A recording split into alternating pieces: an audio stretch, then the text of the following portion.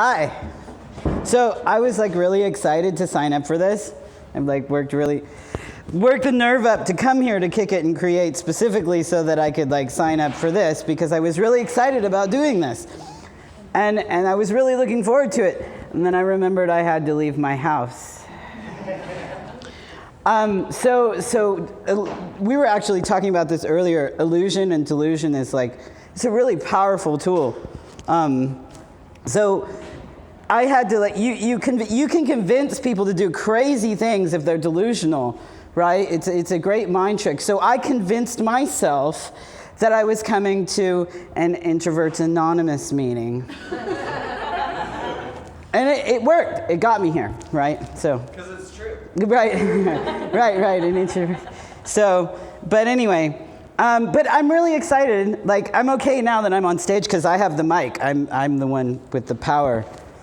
And that's why my heart is racing and I feel like I'm going to have a heart attack. But that's all part of the plan, really. So when you're on stage and you're performing, you know, they say if you have stage fright, you just pretend like everybody's in their underwear, right? Well, that works out for me, because remember, I still think I'm at an Introvert Anonymous meeting. So it's going to make for a great story on Monday at work. Like, I showed up, I thought I was going to this IA meeting, and, you know, and it was going okay, and then by the time it was my turn to talk, everybody was naked, and everyone was having a great time, and, like, I had a good time. I think I might go back. I don't know, maybe I'll meet somebody new. But yeah, so Valentine's Day just happened. That sucked. Cried myself to sleep by 9 o'clock. Was it? But it's not about like being single. Like, I have no problem with being single. I've been single for a long time. I actually like being single. It is out of choice because I respect myself and I don't want to settle for somebody that doesn't respect me, right? Right? So we should all respect ourselves. But the thing is, Valentine's Day is depressing for me, not about being single, but because it reminds me that there are so many idiots in the world that like buy into the gender binary stereotype of how we're supposed to interact with each other when we care about them. It's absolute bullshit. And so it's depressing for me, right? I'm just like, I realized finally, even though I'm a white guy, there's something where I'm actually a minority. Like, being queer is not a minority. We're going to take over the world. Being trans is not a minority, because we're working on that one too.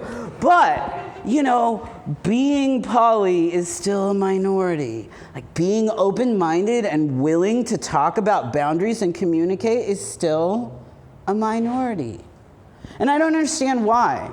Like, I don't know about what it was like here. I grew up on the West Coast, and if anybody's watched any John Hughes movies, like The Breakfast Club, St. Elmo's Fire, any of these movies, right? Like, I grew up watching these movies. I thought, this is awesome, right? I was so excited about watching these movies with my kids when they got to be old enough to watch them. And then we're watching them together, and I'm like, oh God, don't act like that. Oh, that's really bad. Oh, shit, I can't believe that I actually thought this was cool. And the scary thing about this is that, and this is supposed to be funny, right? Growing up on the West Coast, the way that people interact in those movies, the way that girls and boys interact with each other, that's the way I was raised that we're supposed to act. Like, it doesn't make sense. So here's a perfect example. If you fall in love with someone, they're supposed to just know what you want. They're supposed to just know what's going to make you happy. So here's the thing, you know, you go on a first date with somebody and they start reading your mind. Whoa! Here is the line. You stay on your side, I stay on mine, and I am not calling you back. That shit is invasive. Like, I would much rather have a conversation about boundaries than have to deal with somebody reading my mind. Thank you anyway. So who made up these rules? Like, they're bullshit, right? So Valentine's Day is depressing for me because, you know, it reminds me of the fact that there's so many people that still buy into that and get scared off when I'm like, hey, so I know it's a first date, let's talk about boundaries. And they're like, whoa, I just met you. Like, I'm not talking about sex, man. I'm like, how do you feel about me calling you after 9 o'clock at night? Like, really, let's start with the basics here. No, but usually I say what I mean. Like, I'm very straightforward. I say what I mean. Very straightforward. Usually, sometimes, maybe not. So, social anxiety here, like, we're going out and, you know, we go out to coffee, and then afterwards, you're like, so you want to go do this thing? And I'm like, yeah, I really need to go home and do my laundry. That's code for drag my ass out with kicking and screaming because I need to be social more, and that's kind of terrifying, right?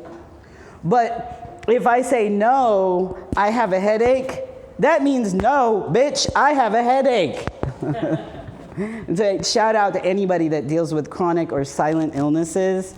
Like, that's real, right? And that's another conversation. Your first date, like you're on a first or a second date with somebody, you know, you gotta be able to talk about that stuff. It's not supposed to scare them away. But we're taught that we're supposed to hold this stuff in. Like, we're supposed to just maintain this illusion. See what that got us? Have you looked at our government lately? You can't maintain these illusions. So anyway, I know it was supposed to be funny, but I really do actually think it's kind of funny the way that we have Valentine's Day up on this big pedestal. Like, it's supposed to be this great thing, and if you don't participate in a certain way, like, you're a terrible person. No. I actually really like spending Valentine's Day with myself. So anyway, no, I've really had this, Valentine's Day is enough. I mean, this is behind us. We have like 362 more days, and I'm not counting. But I really always wanted to get into comedy, and I like spoken word. I loved Henry Rollins growing up. I love his spoken word. And I really, really loved Robin Williams and Whoopi Goldberg. They were new when I was a kid watching them, and I just loved them, and I love the way they tell their stories. So when I was a kid, I was like trying to make up these routines, and I would go to street fairs and like stand in the middle of the street and put my hat out and start like telling jokes. And it worked really well, and you know, for a little while, until somebody told me I wasn't funny. Don't ever listen to those people. They're stupid. No, it was fun though. It was fun. I had a routine that I made up about the Certs commercials, and I'm probably dating myself now, but anybody that's actually like over 35 would remember way back when there were Certs commercials. And the funny thing about these Certs commercials is it's like a normal scene. You're walking through the city, or somebody's like going to the grocery store, whatever. They're doing a normal thing that everyday people do, and then all of a sudden they pop a Certs in their mouth, and the air around them starts to glitter and shine.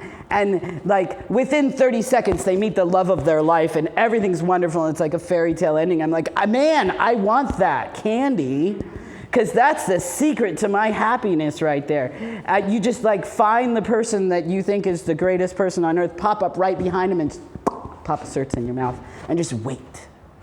But see, this is the thing. This is the kind of reality that I was taught we were supposed to look forward to. And, you know, and then I found out that you don't just pop a drug in somebody's mouth and hope they fall in love with you. That's called rape. So my illusion's been popped.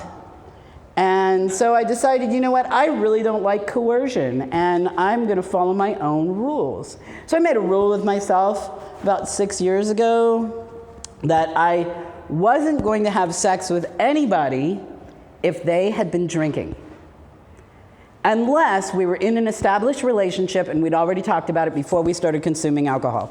Period. I was never going to be somebody's mistake. Never, ever, ever did I want to wake up the next day and have somebody look over and go, oh shit, I wouldn't have been doing that if I hadn't been drinking. Because I respect myself. And I want people to respect themselves, right? Funny thing, that's the last time I ever had sex. Because it's amazing how many people are not comfortable having sex unless they're at least a little intoxicated. Think about that. When was the last time you had a one-night stand or a first date with somebody and you were both sober? And that's not funny. But so I make this life decision that I'm going to follow my own ethics.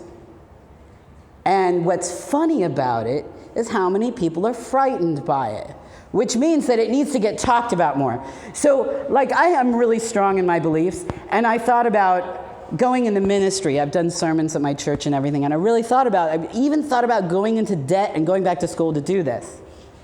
And then I realized it wasn't worth it because I wouldn't ever make the money back, and I don't want to be in debt for that. But what I did realize is that I would get more people on stage if I was doing spoken word and comedy than I would if I was at the pulpit, because who goes to church these days, right? And I could talk about the same thing, only the difference is when I'm at church, I'm talking about self-love, and here we can just be real and call it masturbation. Thank you very much, guys. Whoever's next is up.